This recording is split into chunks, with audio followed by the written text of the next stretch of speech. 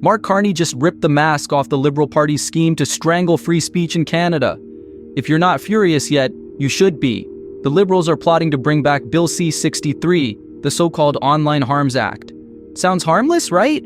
Wrong. This is a blatant attack on your right to speak freely, and every Canadian needs to wake up before it's too late. The censorship monster, Bill C-63 exposed. Let's cut through the fluff. Bill C-63 isn't about protecting kids. It's a power grab dressed up as compassion.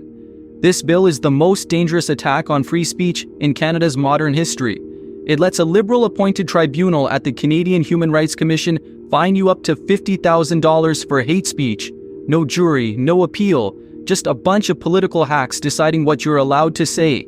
They're even bringing back Section 13, a creepy rule ditched in 2013 because it was straight-up censorship. It punished people not for what they did, but for what they might say that could offend someone. Not proven, just likely. That's right, they'll silence you before you even open your mouth. Big Brother's new toy, the Digital Safety Commission. Here's where it gets wild.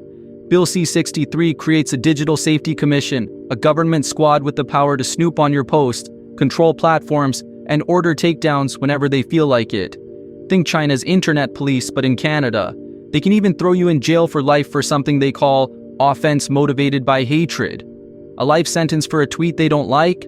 That's not safety, that's tyranny. Oh, and they can go after you for old posts too. Better start scrubbing your Twitter history now. Snitches get paid, you get screwed. It gets worse. The Liberals want to pay people to snitch on you. If someone claims your words harmed them, they can pocket up to $25,000 just for whining. Meanwhile, you're bankrupted or locked up for sharing an opinion. Imagine woke activists making a living off being offended while you're punished for thinking differently. This is the future the Liberals want. A Canada where you're afraid to speak because anyone can turn your words into a paycheck. The UK's nightmare, Canada's future? Don't believe this could happen?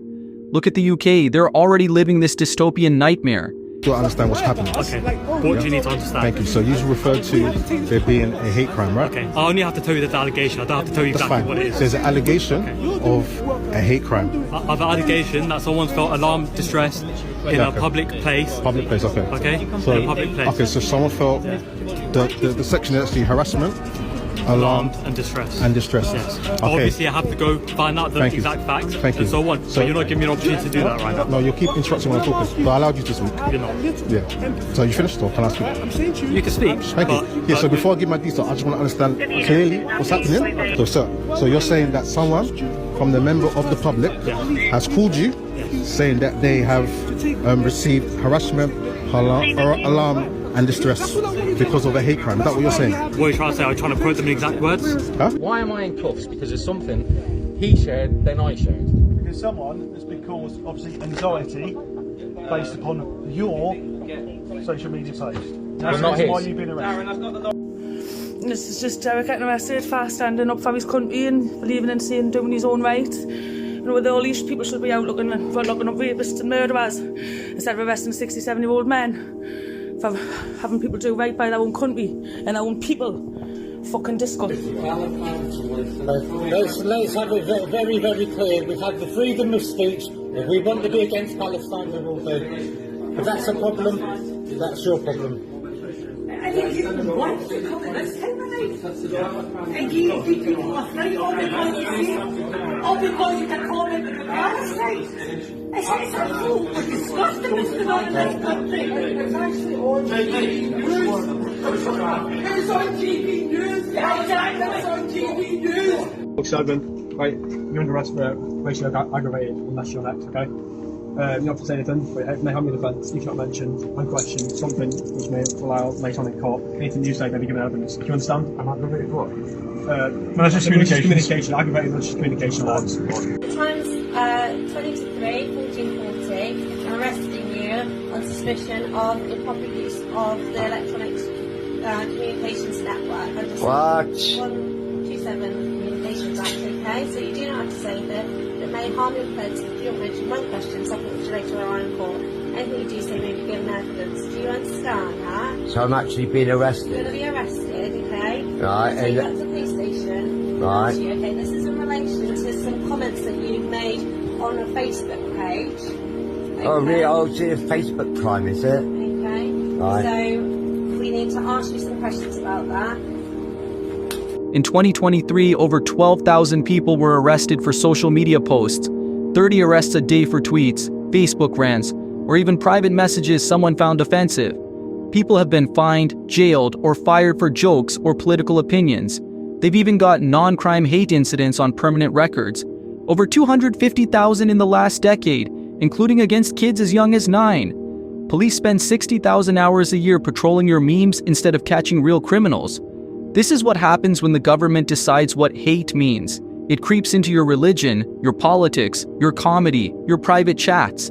Nothing is safe. Why this matters to you? Mark Carney's words aren't just talk, they're a warning. The liberals want to control what you say online, silence anyone who disagrees, and punish you for daring to think for yourself. Free speech isn't some fancy idea. It's the root of every freedom we've got. If you can't speak out, question the government, or call out nonsense, how do we fix anything? When the government starts slapping $50,000 fines or life sentences on opinions it doesn't like, that's not democracy, it's a dictatorship in disguise. Time to fight back. A Mongolian politician once said, "Once people sense their own power, no authoritarian government can stand against the people who are determined to be free." That's you, Canada. It's time to get loud, get angry, and fight for your voice. If the Liberals and Mark Carney get their way, Canada will become a place where you're afraid to speak, post, or even think. Don't let them win. Be determined to be free. Stand up for your rights. The stakes have never been higher. If Bill C-63 passes, we risk plunging into an age where your voice can be silenced at a moment's notice, and self-censorship becomes the norm. This isn't just about one bill. It's about the future of free expression in Canada. It's time to take a stand and defend the very principles that our democracy is built upon. We must not allow fear to dictate our words or thoughts. What do you think about this proposed censorship bill? Are you as outraged as we are? We want to hear your thoughts. Share your comments below and let's start a conversation. If you find this type of content valuable, smash that like button and help us spread the word. Don't forget to subscribe to our channel to support our mission and help us grow. Together, let's ensure that our voices remain loud and clear. We'll see you in the next video. Cheers!